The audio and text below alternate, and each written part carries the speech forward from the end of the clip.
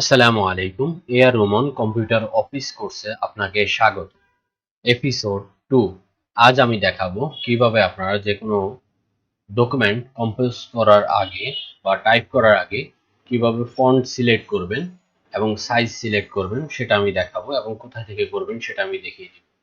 এটা হচ্ছে প্রথমে মনিটরের বাম পাশে একদম নিচে উইন্ডোজ লোগো, এটার উপরে জলঘড়িটা রেখে মাউসের বাম পাশে ক্লিক করব।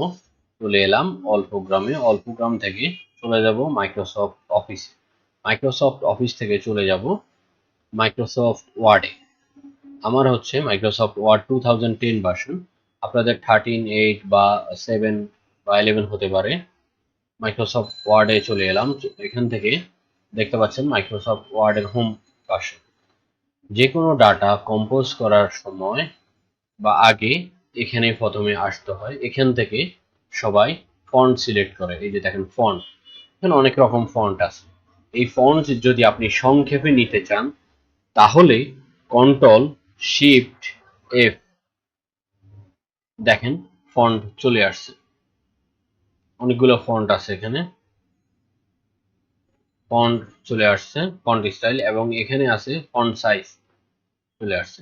এই কমান্ড যদি আপনি সরিয়ে ফেলতে চান তাহলে এখানে ইন্টুর মধ্যে ক্লিক করবেন, তাহলে ক্লোজ, দেখেন ক্লোজ লেখা উঠে গেছে। ক্লোজে চাপ দিবেন, চলে যাবে। এবার আমি আপনাদেরকে ফন্ট দেখিয়ে দেবো, আপনি যেটা খুশি আপনার মন মতো আপনি করে নিতে পারবেন। আমি ক্যালবেরি সিলেক্ট করে নিলাম। এবারে দেখাবো কিভাবে ফন্ট সাইজ নেবেন। এই ফন্ট সাইজ যদি আপনি এখান থেকেও চাইলে, এখান থেকে অনেকগুলো ফন্ট সাইজ আছে, আপনি সিলেক্ট করে নিতে পারবেন। অথবা সংক্ষেপ যদি চান তাহলে কিবোর্ডের মাধ্যমে কন্ট্রোল শিফট পি ক্লিক করলে আপনার ফন্ট সাইজ দেখেন, এখান থেকে আপনি আপনার ফন্ট সাইজ নিতে পারবেন। আমি 20 নিয়ে নিলাম। 20 নিয়ে এই যে ওকে প্রেস করলাম। এই যে দেখেন এখানে 20 হয়ে গেল। এবার দেখাই, আপনারা যদি চান যে এখান থেকে ফন্ট সাইজ বাড়াবেন, ফন্ট গ্রো, দেখেন 22 24 হয়ে গেল।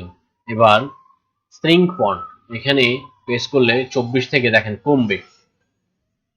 এই ফন্ট সাইজটি যদি আপনি সংক্ষেপে চান কিবোর্ডের মাধ্যমে কন্ট্রোল শিফট গ্রেটার দেন, দেখেন 24 22 26 হয়ে গেল। এবার যদি চান কমাবেন স্ট্রিং ফন্টে, এই যে দেখেন কন্ট্রোল শিফট লেস দেন, দেখেন কমে গেছে, 22 হয়ে গেল। এভাবে আপনারা যে কোনো ফন্ট বাড়াবেন কমাবেন। তো এবার আমি একটা আমার নাম লিখে দেখাবো। মনে করেন আপনি যে কোনো একটা ডাটা লিখতেছেন, তো ডাটা লেখার আগে যে কোনো ডাটার প্রথম ওয়ার্ডটি হয় ক্যাপিটাল হাতের, মানে বড় হাতের। তো সেটার জন্য আমি আমার নাম লিখে দেখাই, শিফট এ, মানে ওয়ার্ডের প্রথম ফন্ট তো বড় হয়, তাই আমি শিফট এ ধরলাম। আর আপনারা যদি শিফট এ ছাড়া ধরেন, মনে করেন আমি এটা ছেড়ে দিলাম, শুধু এ দিলাম, তাহলে দেখেন ছোট হাতের। আর আপনারা যদি সবগুলা ওয়ার্ড মানে সবগুলো ফন্ট বড় চান তাহলে ক্যাপস লকে ক্লিক করবেন। ক্যাপস লকে ক্লিক করে কিবোর্ডের বাম পাশে ক্যাপস লক আছে, ক্লিক করে A S D F G, দেখেন সবগুলো বড়। এবার আমি ক্যাপস লকে আবারও ক্লিক করলাম, ক্লিক করার পরে A S D F G, দেখেন সবগুলা ছোট। এবার আমি এটাকে ফেলে দিলাম, ফেলে দিয়ে আমি নর্মাল ফন্ট লিখে দেখাবো, শিফট এ, আমি আমার নাম লিখে দেখাবো, A B D U R, Abdur space, space bar হচ্ছে কিবোর্ডের একদম নিচে বাম পাশে লম্বা একটা বাটন আছে, এটাকে স্পেস বার বলা হয়। Abdur, R A H A M A N, Rahman space R U M O N, Ruman, Abdur Rahman Ruman. এভাবে আপনারা লিখবেন, পুরো পেজে এভাবে লিখতে পারেন। এবার আপনারা এবার এটাকে সিলেক্ট করবেন কিভাবে, মাউসের বাম পাশে বাটন প্রেস করে ধরে এভাবে টান দিবেন, তাহলে সিলেক্ট হয়ে যাবে। আর যদি মনে করেন এখানে অনেক লেখা থাকতে পারে, তাহলে আপনি তো পুরো লেখাগুলো সিলেক্ট করবেন। আর যদি পুরো পাতা সিলেক্ট করেন তাহলে কন্ট্রোল এ, এখানে যত লেখা থাকবে সব সিলেক্ট হয়ে যাবে। আর সিলেক্ট ক্যান্সেল করতে হলে মাউসের বাম পাশে ক্লিক করবেন, ডান পাশে খালি জায়গায় রেখে ক্লিক করলে এই সিলেক্ট ক্যান্সেল হয়ে যাবে। আর যদি শুধু রুমন সিলেক্ট করি, দেখেন মাউসের বাম পাশে ক্লিক করে টান দিলাম, সিলেক্ট হয়ে গেল। এবার আমি যদি রুমনের ফন্ট সাইজ সিলেক্ট করতে চাই, চেঞ্জ করতে চাই, তাহলে এখান থেকে আপনি চেঞ্জ করতে পারবেন যে কোনো ফন্ট। বুঝার স্বার্থে এটা দিলাম, এলজিনটা চেঞ্জ হয়ে গেল। আবার আমি মনে করেন পুরাটা দিলাম, পুরাটা দেওয়ার পরে ক্যালবেরি দিলাম, সবগুলোই চেঞ্জ হয়ে গেল। হুম। তারপর এখান থেকে আপনি চাইলে মনে করেন রহমান রুমনের ফন্ট সাইজ চেঞ্জ করবেন, এখান থেকে করতে পারবেন। এই যে দেখেন বড় হয়ে গেল। এবার যদি মনে করেন যে আপনার সবগুলা সমান সাইজ করে ফেলবেন, আবার আমি 20 দিয়ে দিলাম, হয়ে গেল।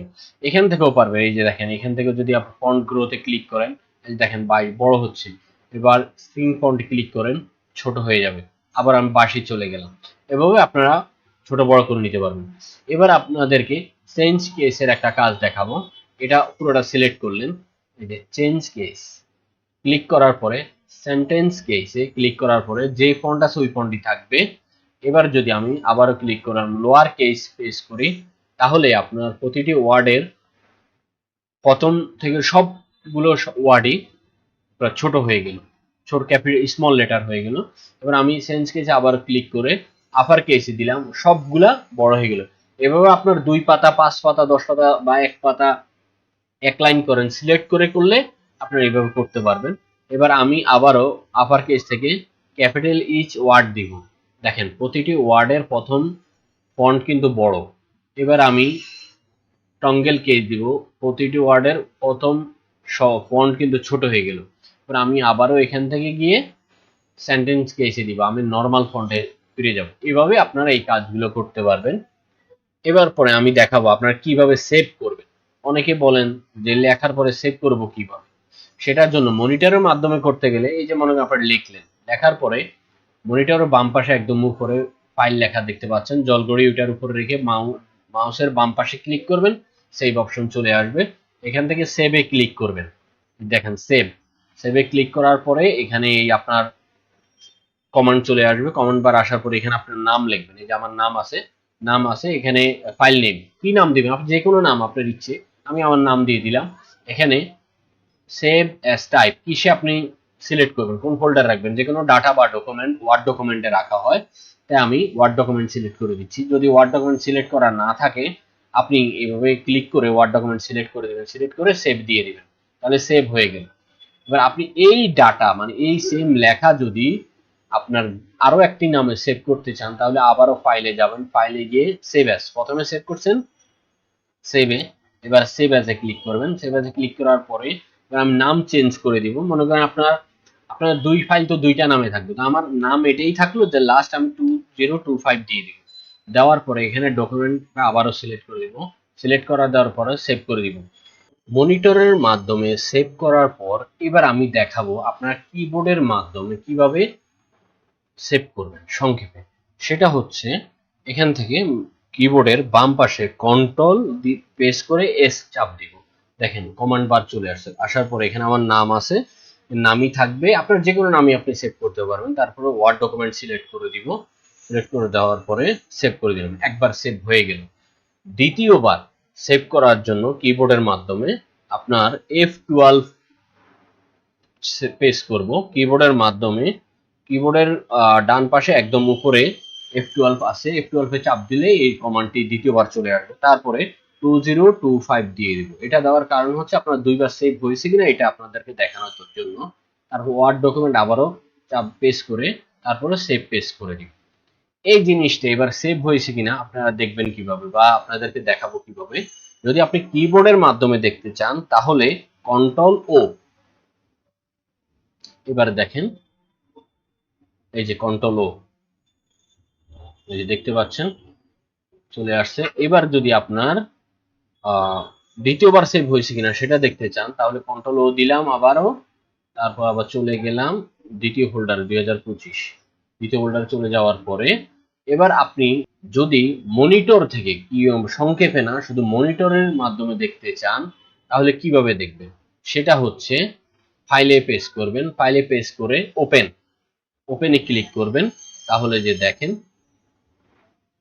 আব্দুর রহমান রোমন একটা ফাইল, আব্দুর রহমান রোমন 2025 একটা ফাইল, ক্লিক করলেই আপনার দেখেন জিনিসটা আপনার চলে আসলো। এইভাবে আপনারা দুইভাবে সেভ করে আবার ওপেন করে দেখতে পারবেন। যদি আমার ভিডিওটি ভালো লাগে তাহলে লাইক করবেন, কোনো কিছু জানতে হলে কমেন্টে জানাবেন, আমি রিপ্লাই করে দিব। এবং পরবর্তী ভিডিও আপলোড করার সঙ্গে সঙ্গে পেতে হলে সাবস্ক্রাইব করে বেল আইকন প্রেস করে রাখুন। ধন্যবাদ।